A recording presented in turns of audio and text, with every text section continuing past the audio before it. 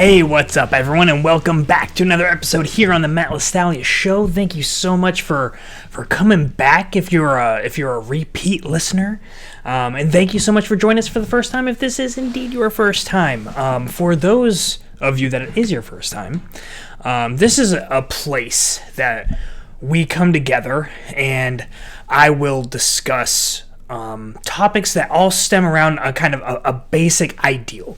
And that basic ideal is that we are the primary resource. Backing it up a little bit, we are the primary reason that we are where we are today. Regardless of what else is happening in the world, what has happened to us, we are the primary reason. Our decisions, our actions, and our thoughts are the primary drivers that have delivered us to our current location right now. Which also then means, if we're willing to accept that, which if you're here, you must, and if you don't, carry on. There are plenty of other places for you to go, and this is not one of them for you.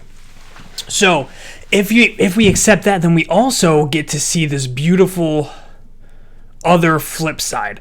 So that means that if the place that you're at right now is not where you want to be, the beauty of this is that it means that you are the primary resource to be able to get you to where you want to go, right? So if all of your decisions, thoughts, and actions and thoughts have led you here, then that means that they can lead you somewhere else. You just have to have different actions and different behaviors, different habits, and different thoughts. And that's where I like to come in a lot from this show and this perspective is I like to discuss thoughts because those are the precursors to actions, precursors to behaviors, precursors to habits. And I think that we are creatures. I mean, the fact that we say we're creatures of habit, it's a cliche, right? It's something that we go to. It's a moniker that is used, not a moniker, but it's a widely used phrase that we can all see having real life, like application, a real tangible sense in all of our lives, because there is a sense of habit, for most of us in most of our lives. And so when you identify that is an extremely powerful thing, because identifying the fact that we are creatures of habits and realizing that those habits are what have led us to where we are now. If we see that, we're like, oh, well, what if I adjust this habit? What if I add this habit? And what if I just try this action out, see what that's like, and then I can adopt that as a continued action that I take on a regular basis, aka turning it into a habit. And those habits you can really, if you work your habits out in a certain way and you identify the habits that lead to a more productive life, to a more fulfilling life, then you can build like a systems of these habits. So build a series of habits that work towards an end in a system that is that works towards your fulfillment, that has you laying on your deathbed saying, I'm sure glad that I took the actions that I took, and not saying, man, I wish I would have tried, or what would have happened if, rather than like, I would rather be like, man, I failed miserably at 50,000 different endeavors, and I really kicked, I really stepped up into, up to bat, and I really knocked the ball out of the park on these other endeavors. It's impossible to knock the ball out of the park if you don't step up to the plate. It's then again impossible if you don't actually take the swing, and it's unlikely that you'll ever knock it out if you continue to take the same swing that keeps missing the ball. And so all of these things kind of stack up, and all of these are different ways that you can identify habits that can form into systems that lead you to that more fulfilling life. And so that is all of that to say that's kind of like the consistent theme here on this show. That's the direction that we like to go. So if you're on that bus, then cool, man. Let's ride on it together. And if there's at some point when you're no longer on this bus, like I take you to a point where like, okay, I've gone as far as I can go, then cool. I'm glad that I can help you on your journey and I can escort you a little bit further, and ride with you. So all of that said, what do we want to talk about today? Well, I first want to rehash. So I did a Facebook live video. So I forget if I did it on my personal or my page. So if you guys go to Facebook, if you do the Facebooking, I am there. I like to do live videos there. I'm trying to do, and so that is if you go to Matt LaStalia Inc. That should be my page, the official page on Facebook. Matt LaStalia is my personal page. By all means, like I will post on both of those kind of interchangeably, with random thoughts and with videos, and I try to do live videos from time to time, to let you guys know when I have that stroke of not stroke of genius. Don't have many of those, admittedly. But when I have inspiration, and I have that thought, I'm like, oh man. And so I did that. I did a live video, and it was on Memorial Day. I had done a Murph, and so. And I did one today where I referenced that as well. I did that one on Instagram, so you could follow me there as well. I think that's M LaStalia, MJ LaStalia. You'll find it. You go look for LaStalia. I'm there. So check it out. And because if you follow those things, then you're gonna get a more holistic picture of what's going on from this side and everything that kind of comes with. Like the bonus features, if you will, that come behind the show, come on those social media platforms. I don't do a lot of live, the quick live ones, the ones that are under 10, 15 minutes, typically happen on Instagram and Facebook. And then I stick YouTube and the podcast for the longer stuff. So I was talking about Memorial Day, and I had, like I said, I'd done a Murph. And so if you're not familiar, the Murph is it's a CrossFit workout of the day where we're honoring Lieutenant Mike Murphy. I believe his name is Mike Murphy. And basically it's a workout where you do a mile run, and then you do 100 pull-ups, 200 push-ups, 300 air squats, and then another mile run. And so you can break up the middle workouts however you want. If you want to do, like my buddy did 5 pull-ups, 5 push-ups, 10 squats, 5 push-ups, and then cycled through that like 20 times or whatever it would take to math that out. And so he did it that way. I do mine as 10 sets. So I do 10 pull-ups, 20 push-ups, 30 air squats, and I do that to the point where, I'll continue. Like I won't be able to do 10 consecutive pull-ups when I hit, the 5th, 6th, 7th iterations there, because that's a lot and it hurts. And so I'll do 3 and get down, kind of shake it out, roll the arms out, and then jump up and do a couple more and just kind of work my way through the 10. But I like to stick with that. That seems to be the thing that works right for me. But all of that said, it is Thursday, and that was Monday, and I am still dying. Like I am in so much pain. So I've done this every year for like the past 6-7 years at least, and I will typically do, like the first one I didn't do any workup for. I was just working out kind of typically anyway, and then I started doing kind of build up workouts to them and integrating kind of Murph style work, not a full on Murph, but things that help me do the Murph into my regular workout regimen, and that made it easier to just hop right into the Murph when it came to Memorial Day. This year I didn't do any of that. I was on a good workout routine, and the diet was straight, and then everything fell off, like kind of in the reverse preparation for the Murph. So this was a disaster, is what I'm trying to say, and I'm still recovering. Like I can still, like, if you're watching the video, you can see, like, this is as hard. I'm already in pain, and it's Thursday. It's been several days, and it's still there, and it feels so good. Oh, it hurts. So I encourage you guys to do it. If you haven't picked up the motivation and thought that, man, that sounds like a lot of fun, I want to do that. Like, I'm sure this is the greatest promotional video to do the Murph ever. So But it's great. It's really cool because it pushes your mind into really dark places, into places where you start questioning everything. You question your all of your fitness ideas going into it. You question like your mental reservoir, your perseverance, your ability to overcome. Did I bite off more than I could chew? Should I have gone into a group? Because they do groups that like scale, and so you don't have. Oh, and by the way, I forgot. You're supposed to wear body armor while doing this. And so it's, or a weight vest equivalent to like 20 pounds. And so I don't do that because my back's messed up.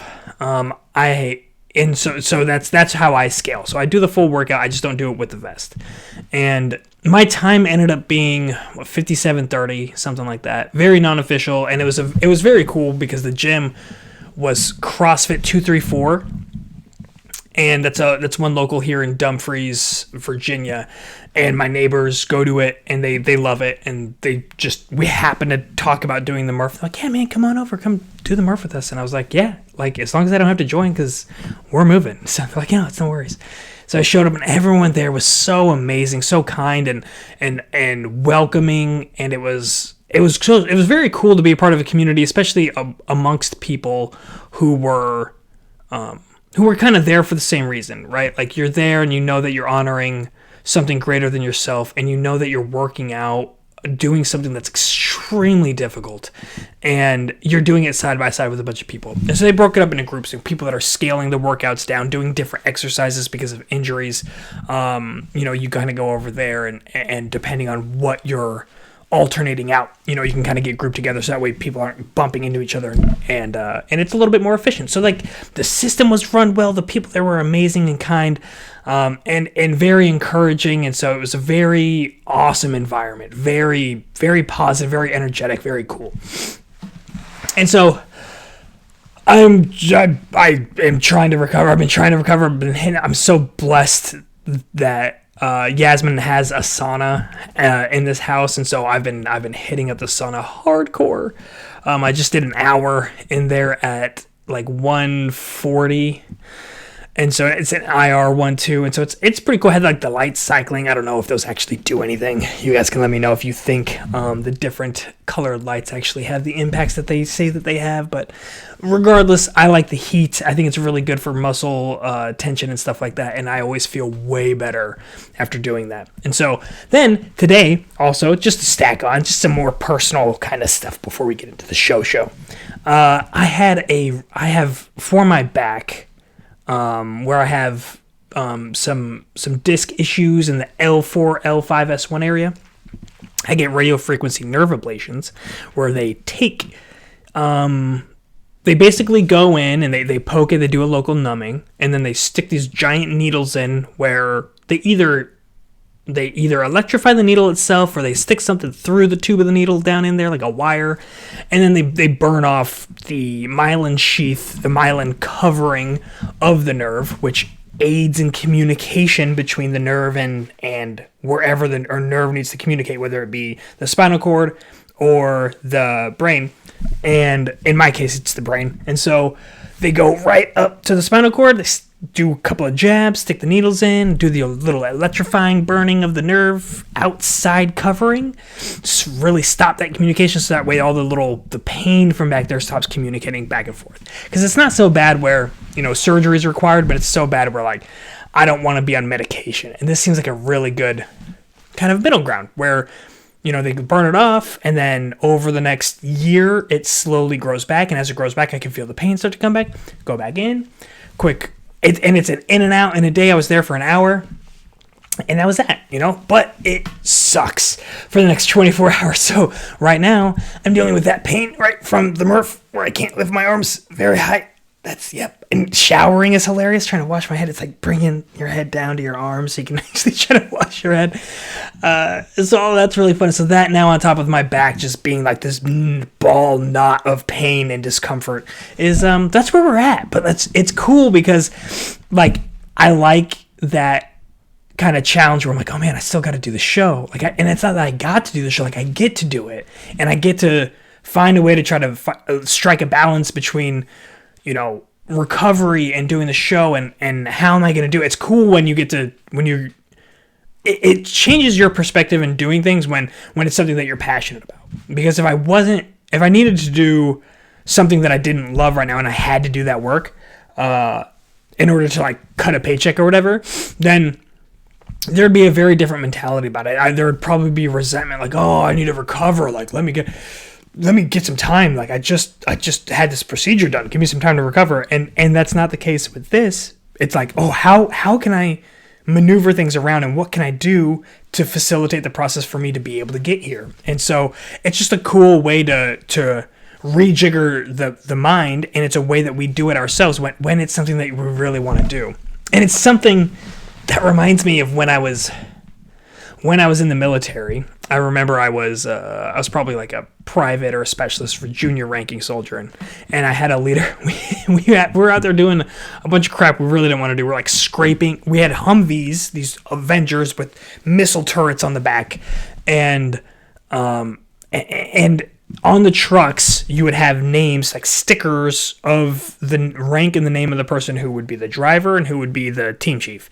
And so whenever people would change out, you have to go out there with a razor blade and scrape it, wash it, scrub it, and then put the new person's name up. And it's really, really tedious because that stuff, like, they use really high quality, like, adhesive stuff in there. So it's tedious, it's mind numbing, and it's not fun.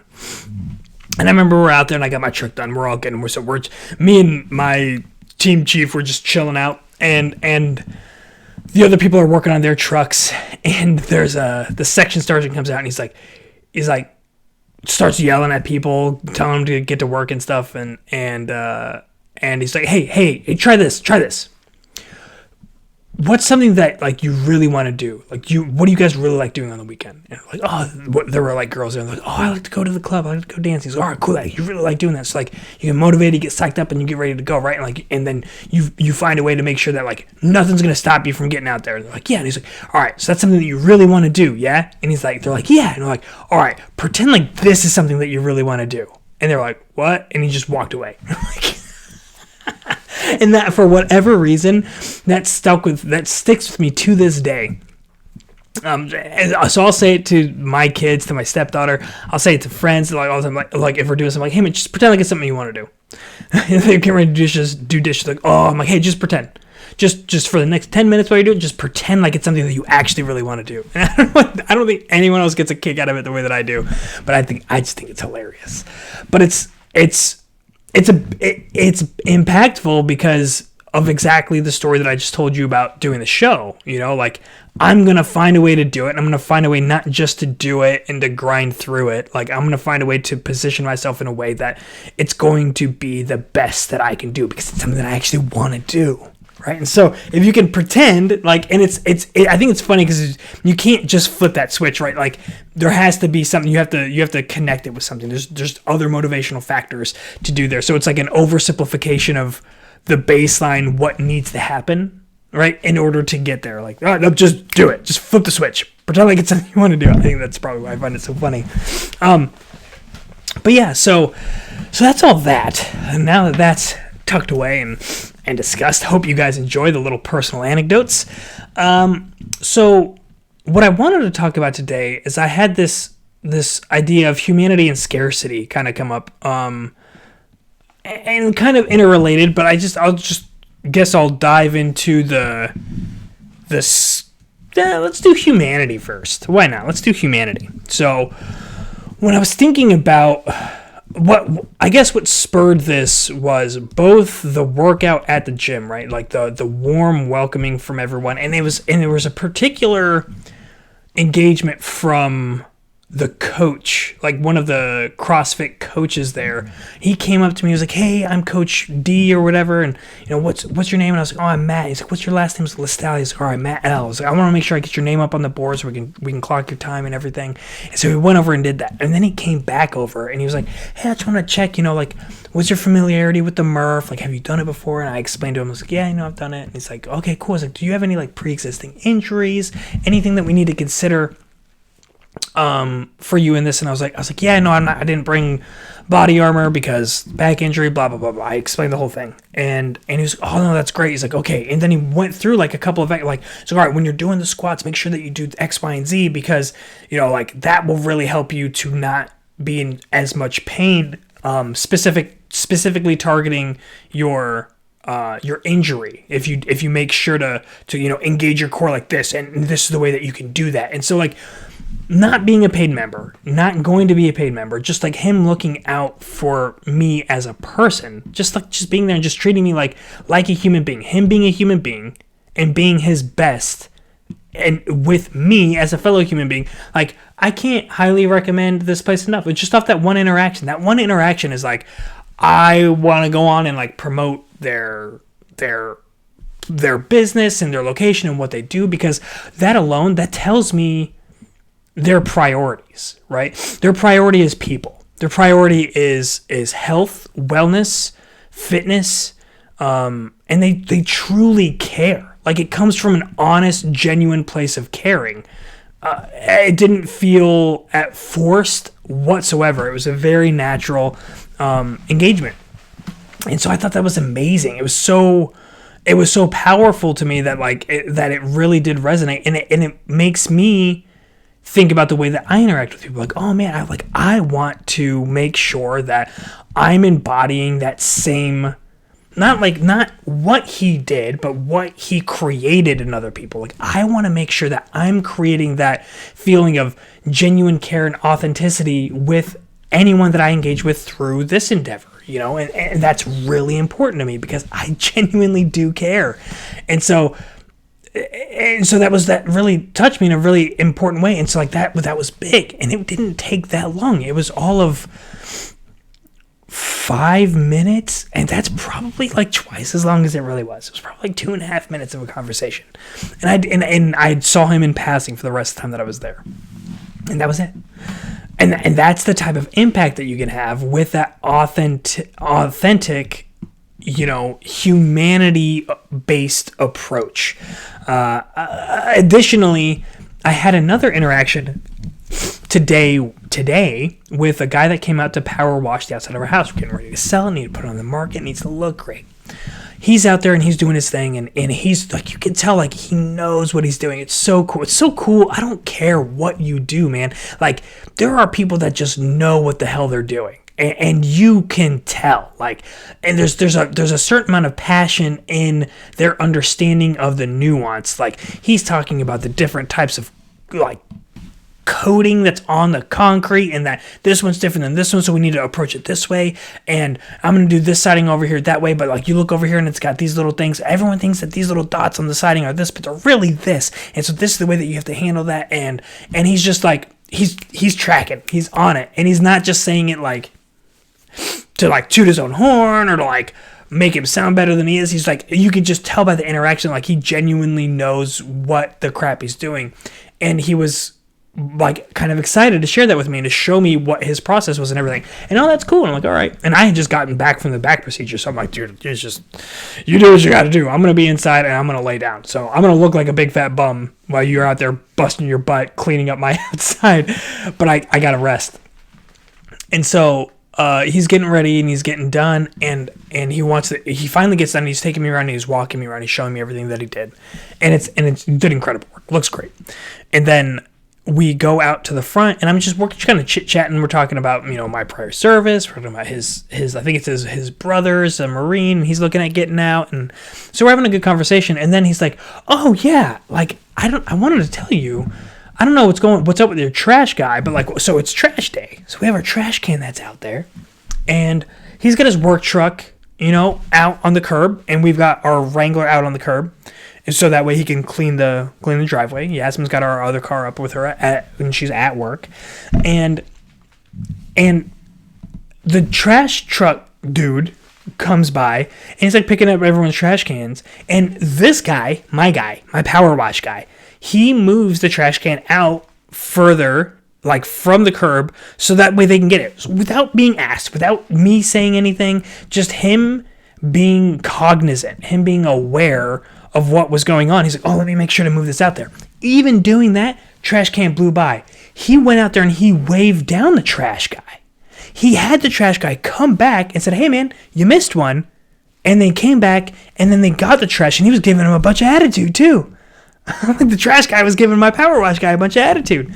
And he came back and then he picked it up and he dumped it and then he took off. And it was, that's incredibly important right now. Again, we're selling the house. We need to get the trash out there that needs to get out away from our house. And getting overloaded with an extra week of trash right now would be very, very, it would create a bunch of extra work of us having to run to the dump for no reason. And so and he didn't even know any of that. He didn't know that, he could have just been like, yep, I'm just doing my thing. Oh, trash guy went by. That's weird. I don't know why he wouldn't have picked this up. I even moved it out there. I went above and beyond already by moving the trash can out there to make sure he could get it. He didn't get it. What am I supposed to do? No, he went above and beyond, stopped the dude from driving, had him come back and pick it up. That's humanity, man. That's those little things that make the huge difference. It's those... I have way more of those interactions with people than I do any of the latter. Yeah, every once in a while you run into somebody who's crabby pants, but by and large, when you're working with people, especially on a one-to-one kind of basis, there is this amazing level of humanity and care and consideration that people have, and it's important for us to acknowledge that happens and that exists, to highlight it, to promote it, to put it out there, and to encourage, because what that does is that encourages it. That lets people know, hey, we value this behavior. Because when we don't, and that kind of leads me into the next part of the conversation of the scarcity. When we think about things that we care about, and a way that marketers and advertisers and business people leverage emotion for you to have you take action in the way that we naturally, and they do this based off the way that we operate mentally as humans. When there is not a lot of something, we value it more. And that goes into a very simple supply and demand principle of economics that I'm not going to bore you with. But basically, if there's something that we want and there's not a lot of it, it's worth way more. Right, and so that's kind of the way that I see the humanity here, is that we are in dire need of humanity, and it feels right now, especially with social media and with the separation because of COVID, the individualized, the housing, the isolation impact, that that level of humanity, that level of care hasn't been prevalent. It hasn't been in our face. We haven't engaged with it on the same level. Even if we're getting it virtually, it's just not the same. When you're physically there with someone, when I shake this guy's hand and I see what happened, there's a physical exchange. It's amazing. It's this incredible thing, and the way that we show value, the way that we let people know that this is what we want more of, is by doing what I'm doing now. I'm telling you that this is important. And I will rate his business, 5 stars, and I will specifically write up a review on it that talks about that. In addition to the amazing work that he did, everything that you would expect out of a business to come out there, that you're paying them to do, that they do that work well. You're paying them to do that work well. They do the work well, and they go above and beyond, completely unnecessarily and not asked for. So that's high value, right? But it feels scarce, and the way that we can generate more of that is by awareness, and so if another business owner is listening to this right now and they're paying attention, they're oh man, I need it. I wonder what I can do where I can insert that level of humanity, that level of genuine care the next time that I interact with a customer, with a client, I hope that you can ask yourself that regardless of if you are a business owner or not, in your role at your work, in your role as the member of the family that you're in, whether it's son, daughter, mother, father, brother, sister, what can you do to genuinely go kind of above and beyond, even if it's just one little thing today, and how that can change the dynamic of a relationship, how that can change the energy of someone's day, and how that compounded over a week over a month, over years, over a lifetime together. Think about the way that you are with your kids if you have them. The impact that they can have on your kids when you genuinely go out of your way. Like, yeah, you're there, you're the parent, you're there, you're supposed to do those standard stuff. You're supposed to pick them up, take them to school, make sure they're fed, blanket over their body at nighttime, safe, secure home. Cool. What else are you doing? Right? Those are the basic, like, we pay the power washer to power wash the house. I didn't pay him to make sure that my trash got taken out. Got picked up from the curb. What aren't you being paid for that you can do that will change lives? I think that's huge. I think it's something we should ask ourselves every day. What's one thing? And then you just ask yourself, like, what's that one thing? I'm just going to do one thing today. Just one thing that's way above and beyond. And it can be simple. Genuinely treating some people like a human. Asking someone genuinely. With sitting down, like, not passing, like, hey, how's your day doing? How's your day going? How are you? Like, stopping. Looking them in the eye, like, hey, how you doing? How you been? Like, it's been a while since we talked. It's like being willing to stop in the hallway when you see that person that you see in the hallway and stop, like, and just like stop, look at them, make eye contact, and just ask them how their day's going. That in and of itself is a huge step above what most people are doing.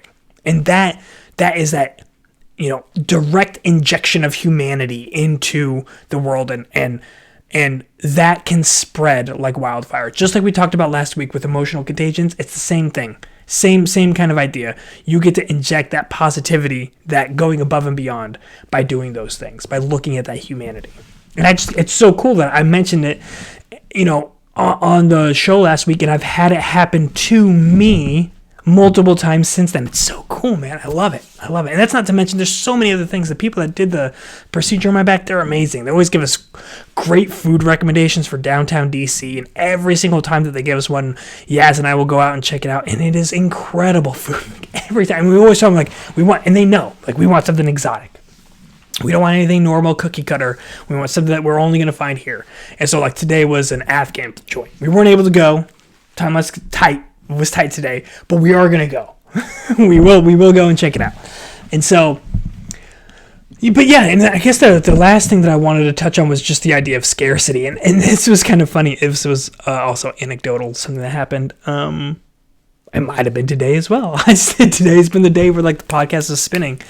And I was feeding the dogs, and I had a cup in my, one of our dogs, she's Harper, she's having some stomach issues and just not eating so much. And so we're just kind of slow rolling her back into, into good health. And so I took a cup and I poured it into her bowl, and on the way over, like, one puppy chow kernel fell on the ground. And I poured and she sees it fall on the ground, and then she sees me with the cup in my hand. I go over and I pour it into her bowl. And she, like, kind of goes over and walks over, and I'm like, go ahead, free, you can eat. And she, like, goes, and she's got this thing where she, like, plays, and she, like, jumps around. You see her, like, pawing up in the air. And she's, like, over there, and she's looking like she's going to go, and I'm thinking she's going to go, and then she, like, stops and turns around and lays down. And I was like, oh, I thought you were going to do it. I thought you were hungry enough and we're actually going to eat. And then the next thing I look over, she's dancing and prancing around the couch, this kind of high up couch that we have that's in the middle, and she's pawing, and she's, like, kind of laying on the ground and scooting sideways, and she's doing all of this. She's trying to get this kernel that fell that went underneath the couch. There's one kernel. There's one. The same exact food. And her being a dog, she can't see the best because dogs don't have the best vision, but she can certainly smell it. It smells no different than the rest of the food. She saw the food. She walked over with me to the rest of the food. There's a pile of it. But man, that one kernel, there's something special about that kernel. There's something special about that little puppy chow that's over there. It's harder to get, so it's probably better. And I just think that's so funny because it's something that it obviously wasn't true, but it elicited this higher level of work, this higher level of dedication from her because there was a perceived higher value in it because it was harder to get, and maybe that's not actually what was happening with her, but in my head with, like, the behavioral science thought process that I typically put everything through, that's like, we all have our lens, right? We all have, like, the lens through we see the world. Like, some people see the world through the lens of politics. That seems to be a lot of people nowadays, actually, especially here in the US. It's all like, oh, through this blue lens of Democrats and this red lens of Republicans, or you see it through this lens of sports. Like everything I do, I watch. I'm totally into basketball, so it's like this lens of basketball, or pop culture, or whatever. Movies. Whatever your thing is, you have your own lens. Mine is like behavioral and cognitive.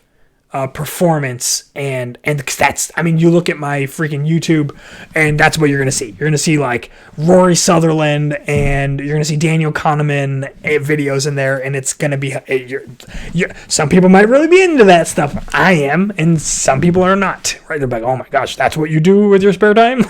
And so, and with that, that's like how I see the world. So I see that happening with my dog, and I'm like, yeah. That's what's happening. She placed higher value on this than on that because it's harder to get. And so because it's harder to get, it must be better. And we do this with so many things. We do it. There's been so many experiments that have been done. Two that I can think of off the top of my head. There was one that had to do with wine. And if I remember the experiment correctly, there were 3 bottles of wine.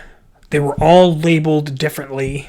The only label on each one of them was the cost, right? Was the price amount, and they had people taste them, and they had people rate them on quality. And naturally, like what would you think? What would you think the results would be?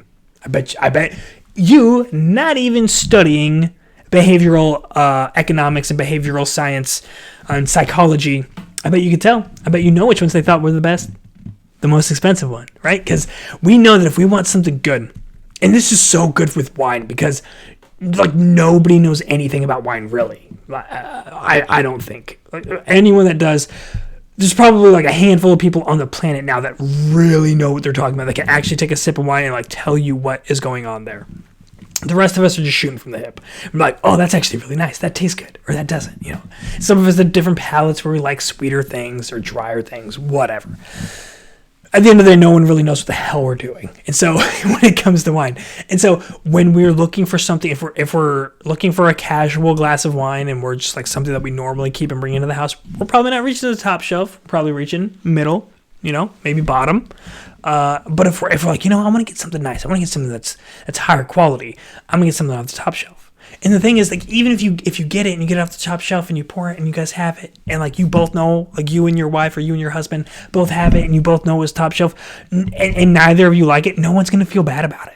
Like, it's so weird just because it's like, oh well, it was a good one. It's just we didn't happen to like it. Like, well, maybe it wasn't a good one. Like, who knows? But it's perceived as being good because it cost more. But it could be complete shenanigans. It could be the same exact wine that was on the bottom shelf, bottled in a different bottle with a different label on it, on the top shelf, sold for 3 times the amount. You wouldn't know. You would have no idea.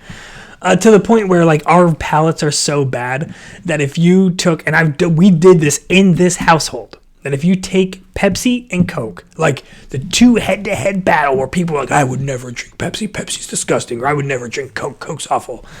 And you have them you pour 3 little glasses. 2 of them are 2 of them are Coke, or 2 of them are Pepsi, and the third one is another one. And you have them drink all 3, they will, and they're not labeled, they will not, they almost guaranteed, it's like less than 30% of the people who drink that will be able to tell the difference between which one's which. Even the most diehard, avid Coke fans will not be able to tell you the difference between Pepsi and Coke. That's who we are as people for real. So put that in your pipe and freaking smoke it. Because that's reality, man. That's really what it is. And I'm not dogging on people, man. Like, I like Pepsi and Coke. But but if I'm picking my soda, it's Dr. Pepper. All day, every day, twice on Sunday. Unless I'm at Taco Bell, then I drink Mountain Dew. But I really try not to drink soda. It's a whole nother conversation about fitness. I digress. So, scarcity, right? The other story that I had come across, I'm trying to remember which book I was reading it in. I think it was Persuasion by Robert Cialdini. And he wrote Influence. I think the new edition of Influence just came out. I have not read that one yet. I've not read the updates. But he wrote this book called Persuasion, and in it might have been a Malcolm Gladwell book. I don't know. I think it was Cialdini though. And he was talking about this lady, these people that were in line, right? So I forget which edition of the iPhone it was, but there was an edition of the iPhone that came out, and they said that, we're going to open the store at this day and start selling at this time. And so everyone lined up, and they were standing up there for 24, 48 hours before the store opened, just waiting for the store to open so that they could be the first ones to get those phones. There was a lady in the line who had one of those expensive purses, handbags, Versace. Does that make sense? Louis Vuitton. I don't know. I don't know these things. I think that those sound right. Those sound like expensive. I don't know if those are clothing, if those are bags, if they're both. But it was an expensive handbag. Let's just go there. Bear with me. If you're looking for fashion advice, the high end stuff, I'm not your guy. I'm just not the guy. Sorry. It's not. Don't come here for that. But there was a lady in line with a bag, and she was the 27th person in line. And there was a person who was, she was 24th or 25th, and the person was 24th. And she gave her bag to the person who was in line in front of her for changing positions, for changing spots. And when asked why she did it because she said that she had been told by somebody in the know that they were concerned that they weren't going to have enough phones for everybody on that day. What is that? That's the power of scarcity. That's what we do. We place this higher value. And the thing is, when you think about it, it's so funny because, there's multiple things going on there, but scarcity being the last tool, the last mechanism that's encouraging that action. Because if there wasn't a concern, if they're like, we have 10,000 of these phones, you'll be fine. Then you're not going to get that line wrapped around the door. Like, I'll show up when I show up, and they have plenty of phones. But like, oh no, I got to get there because I got to make sure that if they run out, I'm as close to the front, so I make sure that I'm one of the first. There's also the early adopters, and that's a big thing within the Apple community. It's like, oh, I have to be the first. I got to, because we break the mold, and I can't break the mold if other people have already broken the mold. So I have to be in the first group of people that break the mold. I have to be an early adopter. It's powerful, man. Scarcity is a powerful tool, and it drives us to do things that don't make sense. Like, if she had missed the first stock drop of, and I don't mean stock like investment, like inventory. If she'd missed the first inventory blast and it wasn't in it, she would have gotten it later that day, the next day, a couple days later, and she would have saved like a $2,500 handbag. But instead, she's out $2,500, 2 spaces forward, guaranteed that other person got a phone too, and still paid, probably $1,000 for the phone. Right? So she's out $3,500 to ensure that she's an early adopter of the phone on that day. That's incredible stuff, man. That's very powerful. And so it's like, well, I wonder what you could do. I wonder when you start looking at scarcity and you start looking at a way to make it a tool for you, right? You look at, if you start considering your time as being a scarce resource. And we do this. We do this all the time. It's interesting because there are times when you let 10 minutes go by, 20 minutes go by, 30 minutes go by, and without a care in the world, wasted. And when I think about this, think about being, in a long line at a grocery store, perhaps. Long line at a drive-thru, waiting to be seated at a restaurant. And you spend 30 minutes. And so think about this from 2 different perspectives. I'm going to give you 2 different scenarios. So, 1, you are going out with the family. You're going to spend the night out as a family. You're going to go eat dinner, and then you're going to walk around downtown. You're going to check out a couple of things. You're going to take some pictures. You're going to hang out. You know that there's like an ice cream joint down the street that stays open until crazy hours of the night because everyone loves them. And so you get to the restaurant and they don't take reservations. So you show up and they're like, yeah, no, it's like a 45-minute wait. And you're like, cool. Hey, is everyone cool with that? Like, we're good. Like, we're not like dying of hunger. Like, we're good to wait and hang out. Maybe we'll just talk and be jovial in the parking lot or, whatever. And we'll wait. We'll wait to get that call. Cool. And then you wait and you wait the 45 minutes and you guys are like playful. You're having a good time. Like, you're joking around. You're laughing. You're playing games, and you're having a good time. Then your name gets called. You go in. You have a nice, pleasant dinner together. And then you go out, and the night continues to proceed as you had foreseen.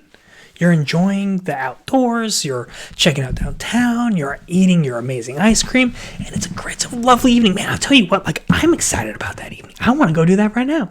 Sounds great. But okay, so let me paint this second scenario up for you, because that's great. That's glorious. We should all have that first one. Why would we not have that first one if that's our intent? Well, let's change a couple of the variables. Let's say that you wanted to see a movie that night. That your plan was like, the big plan was, we want to go out and see a movie. Like, oh, you know what we should do before we see the movie? Let's go and grab a bite. Let's not worry about cooking. Let's go grab a bite, and then we'll eat, and then we'll go to the movie full. And so we're not paying out the butt for food at the theater. The movie starts at X time. Cool, got it. So you go there and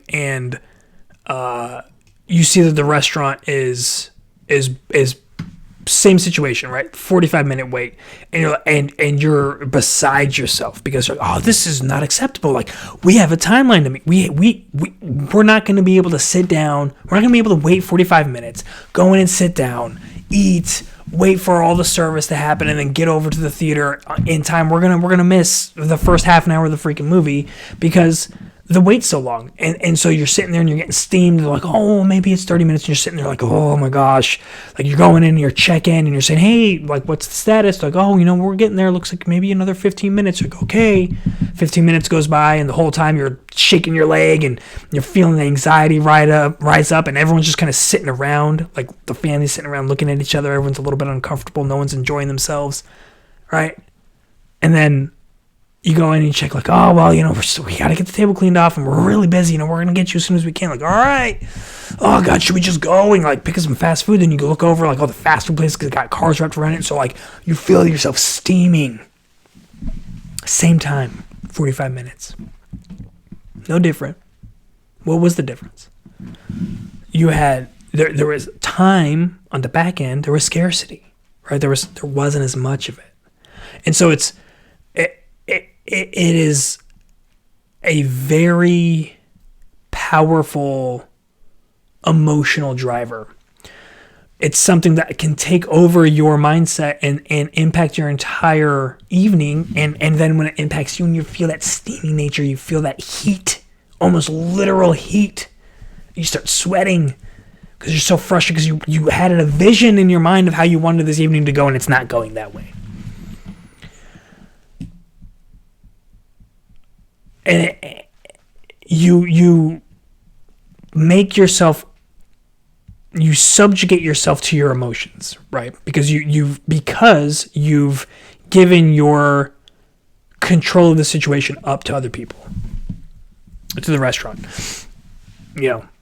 rather than looking at it and saying, okay, well, what are other options right away? And trying to find a way of, like, how do we make the best of this? You let the scarcity, you can let that scarcity really come up and bite you in the butt and negatively impact everyone's evening that way. And so it's an important concept to remain aware of and to understand going into an event, right? Going into that, like, okay, well, it allows for more effective systems when going in. Like, okay, well, time is a scarcity. Movie's going to start at this time. We can call when we're going over there and see like, okay, how much time does it take to get seated right now? Okay, about 45. That's going to be a little bit tight. You know what? Like, that's cool. We'll go to the drive-through and pick up some junk, and that'll take, maybe 20 minutes, and then we'll be able to eat it en route to the theater, and we're good to go. Still plenty of time. But understanding that scarcity, valuing that time, and taking different actions and corresponding with it, like that's very important to be aware of. You have to understand. You have to be looking forward. You can't just put your head down, drive forward, and be like, I'm just going to do the thing that we said we're going to do because we said we're going to do it. We said we're going to eat out here, and then we're going to go to the movies. Like, you have to keep yourself flexible and understanding the scarcity of time in this scenario and scarcity of other resources. Then you can allocate your actions differently, and keeping your head up on a swivel and looking at opportunities like that, then you can really keep yourself in a better position to control the things that you can control, right? You can't control that wait time at that restaurant, but you can control what you're going to do in response to it. You can control your thought process in response to it. You can say, you know what, like, it'll be a little bit longer, but hey, while we sit here, how about we all look at the menu and we all come up with what we want? And so that way, when we're seated, we order, right? And we're not going to get desserts. We'll grab some junky candy at the theater, and we'll be all good. But like, we're going to tell them that we want this food and we want the bill. Like, these are the different actions you can take when you recognize the scarcity of resources around you, in this case being time. But that's really what I wanted to get at today, guys. I think we did pretty good. I honestly thought today was going to be a little bit shorter of an episode, and still didn't quite hit the hour mark, but it's pretty good. I do appreciate that you guys are coming back here again, and we get an opportunity to spend this time together. I hope this week was valuable for you and that you enjoyed yourself a little bit. I know that I had some fun, and I'm feeling pretty good, all things considered, right? Like, a lot of amazing things happened today. Still in some pain, but I'm so happy that I did this and that we were able to spend time together. So thank you so much for coming back. And the very few things that I ask from you is, one, please like this video. Please subscribe. That's probably, those are the two easiest. Just give me click, right? That's it. Click, and that's it. If you want to hit the bell and be notified of when new episodes come up, that's even better. Then that way you are more tightly woven into our community and into what we're talking about here, which is great because we love it. We love having all of these people come up. We love seeing the community grow, and it continues to grow. And so thank you guys so much. And if you really, really found value in this episode or in previous ones, find that one friend, find that one person that you can share this episode with, and just send them that link. Just to one person, say, hey, I thought about you. I thought that you might enjoy this. That's it. And that's how we grow the show. That's how we keep this thing moving forward. And if you do that, I promise I will be here again next week for another episode on the Malice Alley Show. Thank you guys so much. Have a good day.